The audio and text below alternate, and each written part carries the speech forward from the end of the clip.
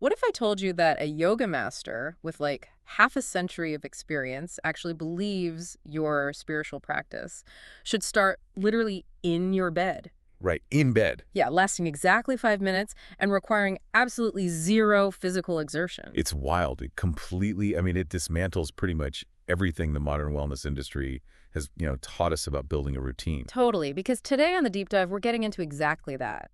And it's such a paradigm shift. It really is. Because when we hear about someone with that level of mastery, we inherently expect them to hand us this impossibly rigorous Oh, schedule. yeah, like the pre-dawn ice baths and the grueling workouts. Exactly. We brace ourselves for demands of perfection. We treat wellness as just another high-stress performance metric to hit. Which honestly completely defeats the purpose. You look at your schedule, you look at the sheer busyness of your life, and you think, I just want some peace. Yeah, just a moment to breathe. Right. But between work, family, the constant pinging of your phone adding a complex 90-minute spiritual practice just feels like another heavy item on an already crushing to-do list. It's a recipe for burnout. And that is exactly why today's source material is so crucial. We're looking at a really fascinating breakdown from Osman. Yes, the blind yogi. Right, an advanced yoga and meditation teacher famously known as the Blind Yogi. And, we really need to establish his credentials here to understand why this matters. Because Osman brings nearly 50 years of personal practice to this. Wow, 50 years. Yeah, and 44 years of teaching experience. He's a master-level energy healer. So when he tells you to start small, it's not because he lacks discipline. Right, he clearly has the discipline. Exactly. It's because he understands the reality of the human condition and, the biological constraints of habit formation. Okay, let's unpack this. Because rather than diving straight into complex poses where you, like, twist yourself into a pretzel. Which is what everyone expects, yeah. Right.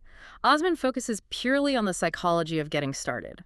So he advocates starting his entire 5-pillar framework with just 5 minutes a day. That's it. 5 minutes. And you can literally do this from the comfort of your own bed, like before you even throw off the covers in the morning. Yeah, you just wake up and stay right there. The immediate goal isn't to get flexible or, achieve enlightenment by next Tuesday. Right. No sudden miracles. The goal is simply to do it every day for 90 days to lock in the routine. And that 90-day window is critical.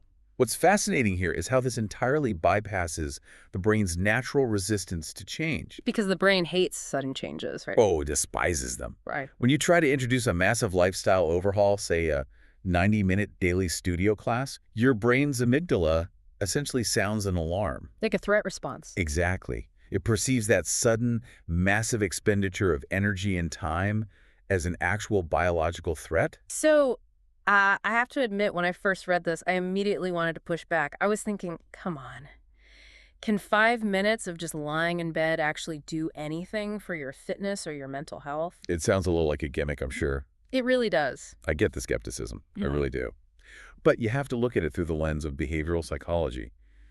Creating a new neural pathway requires repetition without excessive friction. Right, taking the resistance out of it. Yeah. If your new habit requires you to find your car keys, drive 20 minutes in traffic, pay a fee, struggle in a room full of strangers. The friction is just massive. Exactly. Your brain will find an excuse not to do it, but 5 minutes in bed. The brain is like, sure, I can do that. Right. The brain says, oh, that's not a threat. Osman is effectively tricking the nervous system into accepting a new behavior by just removing all the friction. I suppose that makes sense. It's kind of like planting a seed, Oh, I'd like that. Like, if you plant a seed in the ground, you aren't expecting a giant oak tree tomorrow. You're just making sure the soil gets watered a tiny bit every single day. Yes, the consistency of it. The watering itself is the practice, not the tree. You just have to prove to yourself that you're the kind of person who remembers to water the dirt. That is exactly it. It is entirely about establishing consistency first and worrying about intensity way later. You are building the identity of someone who practices daily. Okay, so assuming you've committed to watering that dirt, you've got this 5-minute daily habit locked in over those first 90 days. You've got the foundation. Right. The practitioner feels grounded, but eventually they want to actually do something with that time. What are the mechanics of the actual practice? Well, this naturally introduces the first 2 pillars of Osman's 5-pillar framework. And those are basic physical postures and a short mindfulness meditation. So the 5-minute protocol isn't just lying there thinking about your grocery list. No, no. He prescribes a very specific, curated routine. It involves 3 essential physical postures and a mindfulness component that's based on scientifically proven research methods. And he emphasizes that different yoga teachers will prescribe totally different poses, right? Oh, absolutely. Like if you ask 2 teachers what the most important beginner poses are, they might completely disagree. They almost definitely will disagree. But Osman has refined his specific prescription through decades of practical observation. Because he's watched so many people. Thousands of students over 44 years. He knows what biomechanically prepares the body for deeper states of relaxation and, well, what just doesn't. I kind of like to think of these first 2 pillars, the 3 postures and the short meditation, as building the chassis of a car. The chassis. Okay. Yeah, like you absolutely need the physical frame, which is the postures, and the steering mechanism, which is the mindfulness, before you even think about dropping a massive high-powered engine into it. That's a great way to look at it. Right, because if you put a race car engine on a bicycle frame, the whole thing just rattles apart. That structural integrity is essential. Without the physical readiness and the mental focus, more advanced practices will literally just cause anxiety. Which is the opposite of what we want. Exactly. And what's brilliant about Osman's practical approach is its scalability.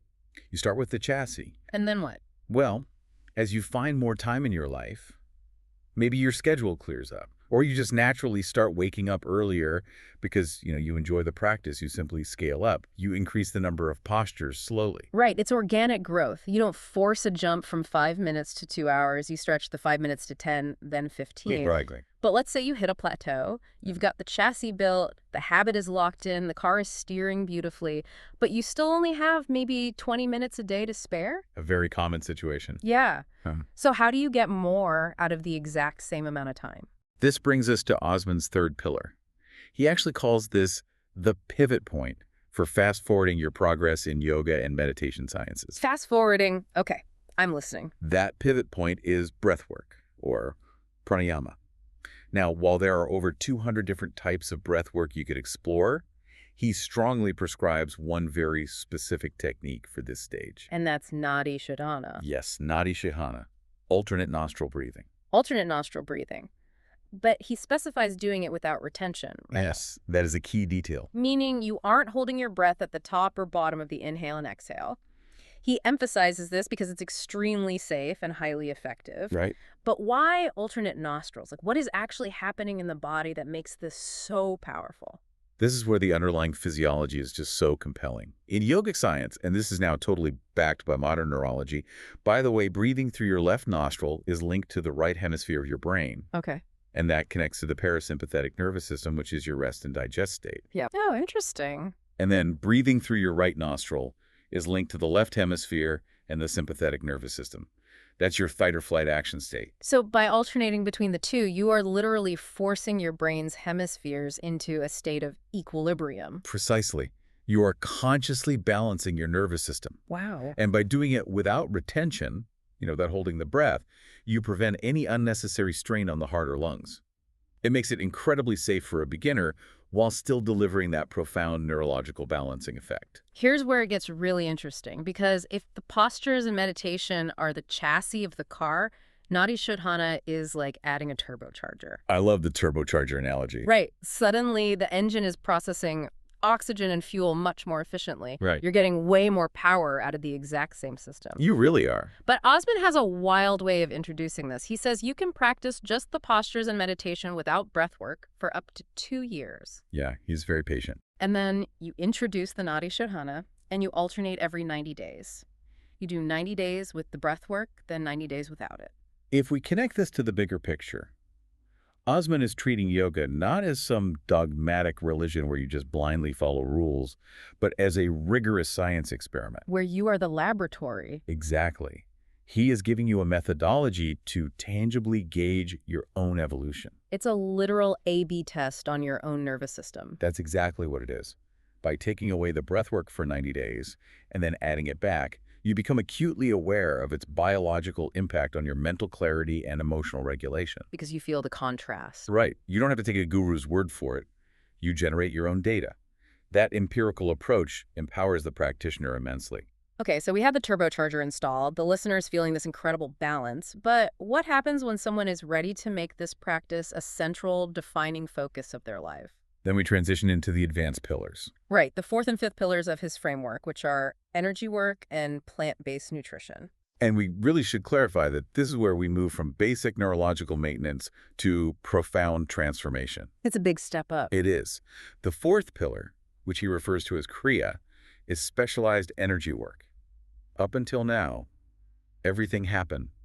The 5 minutes in bed, the postures, the alternate nostril breathing. Stuff you can just Google, basically. Yeah, it's something you can research on the internet and do entirely on your own safely. Right, but Kriya is the only pillar where Osman is adamant that you absolutely need third-party intervention. You cannot just guess your way through this. He states you must be properly initialized or initiated by a qualified teacher to practice Kriya safely.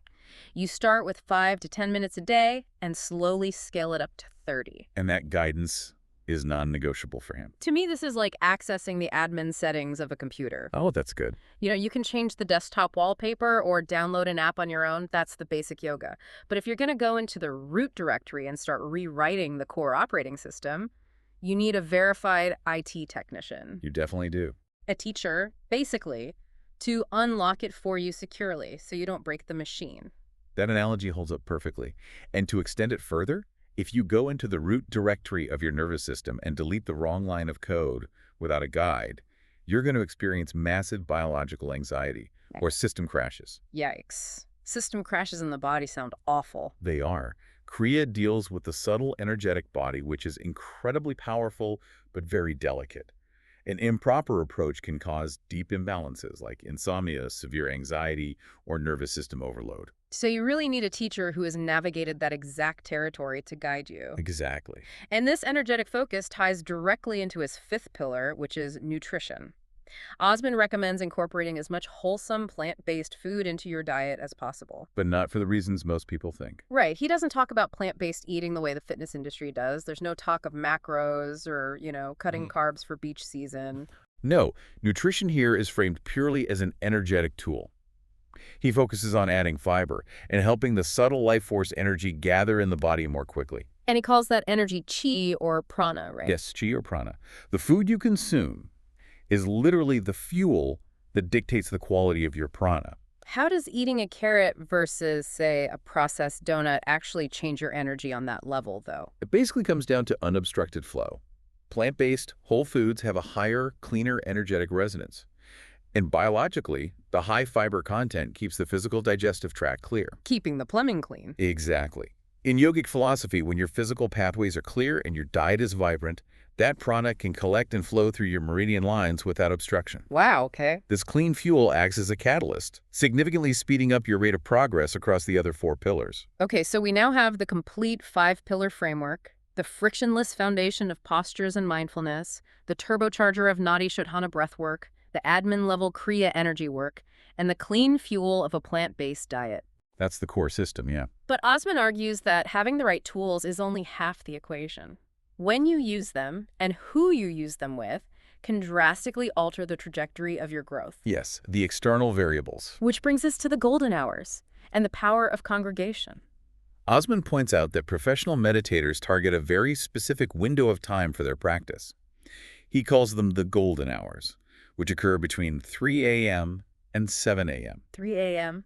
According to his decades of experience, this 4-hour window is the absolute most crucial period for maximum progress in a 24-hour cycle. Okay, I have to pause this show right here. Let's be real for a second. I know where you're going with this. We started this deep dive talking about the overwhelmed listener who can barely find 5 minutes in bed. Right. Who on earth has the lifestyle or the sheer willpower to wake up at 3 a.m. to meditate? I feel like we just went from 0 to 100. I know, it sounds intense. But let's look at the mechanisms of why those hours are golden. Okay, hit me with the science. Biologically, between 3 a.m. and 7 a.m., your body's melatonin production is still high, keeping the brain in a deeply relaxed, suggestible state. Ah, so it's primed for it. Yes, it's very similar to the theta waves experienced in deep meditation. And environmentally, the world is asleep. There's a massive drop in global electromagnetic noise, traffic, and collective human anxiety. So you're meditating in a window of profound stillness. Exactly. I hear you, but even knowing the science, setting an alarm for 3 a.m. sounds like torture. And then he casually mentions that as a young adult, he used to spend his weekends going to meditation centers and meditating for 12 to 13 hours straight. It is a lot. I'm just struggling to see how this applies to anyone with a normal job. This raises an important question, and we really have to contextualize what he's offering here. He isn't demanding that the average person adopt a 3 a.m. daily wake-up call or sacrifice their entire weekend. Thank goodness. He is outlining the optimal conditions for accelerated growth if and when you want to use them. Which is where the congregation aspect comes in, right? Mhm. Meditating in a room full of advanced practitioners. Yes. Think of it like a casual cyclist. If you are pedaling on your own, facing all the wind resistance, you tire out quickly. Ah, but if you draft behind a professional rider, they break the wind resistance for you. Exactly. You get pulled along in their slipstream, you're moving at their top speed, but expending a fraction of the energy. That's a perfect way to visualize it. The exact same principle applies to human neuroscience. We have mirror neurons in our brains that naturally synchronize with the people around us. So it's contagious. It really is. When you meditate in a room full of advanced practitioners during those quiet golden hours, you're tapping into their energetic slipstream. Wow. You don't have to generate all the intense focus yourself. The collective neurological state of the group literally carries your brain waves deeper into the practice. Okay, I'll concede that makes sense as an occasional tool. Right, occasionally. It's not a daily mandate to stress over, but a hack you can use maybe once a month to pull yourself forward. Precisely. Which naturally brings us to Osman's ultimate overarching rule for making this entire system fit into a normal, busy life. Because even occasional 3 a.m. sessions can be exhausting. Very much so. His most profound piece of wisdom is this: consistency over intensity and an uncompromising prioritization of sleep. This is definitely the most comforting part of his whole philosophy. Isn't it? It completely contradicts the hustle culture mentality that has honestly infected the wellness community lately. It really has. Everyone wants to go hardcore. But Osman explicitly warns that attempting 5 to 6 hours of intense daily practice will almost inevitably lead to burnout within 6 to 12 months. Because it is entirely unsustainable. Instead, he says that a consolidated 30 to 45-minute daily practice, which is plenty of time to encompass all 5 of his pillars once you've scaled up maintained over a period of 5 to 10 years, is how you actually reach the most advanced states of consciousness, like samadhi. Yes, samadhi. Actually, before we go further, let's clarify that term for anyone not steeped in yoga philosophy. What exactly is samadhi? Is it just feeling really relaxed? Not quite. Samadhi is considered the pinnacle of yogic practice.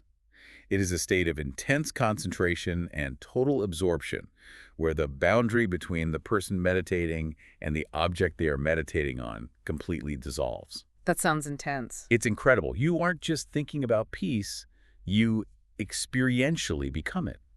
It is a profound state of unity and expanded consciousness. Wow. Okay, so getting to that level requires a decade of steady practice, not a 6-month sprint. Absolutely not a sprint. And to make that decade-long journey possible, Osman states clearly that you must always prioritize getting 7 to 9 hours of sleep. This is non-negotiable for him. You do not wake up at 3 a.m. for the golden hours if it means you're only getting 4 hours of rest. Sleep is the biological foundation that makes the mental and energetic work of the 5 pillars possible. It's the bedrock. Yeah.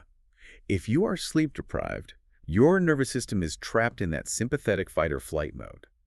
Trying to force a complex Kriya practice or a deep meditation onto an exhausted, stressed brain is actively counterproductive. So what does this all mean for you, the listener? It's about pacing yourself. Right. If you are trying to figure out how to apply this today, think about how you approach studying for a major exam. Oh, the cramming analogy. Yeah. We all know that cramming for 12 hours the night before a test which is high intensity might help you pass the next morning, but you will forget everything a week later. You definitely will. You haven't actually altered the structure of your brain, you've just temporarily stored data.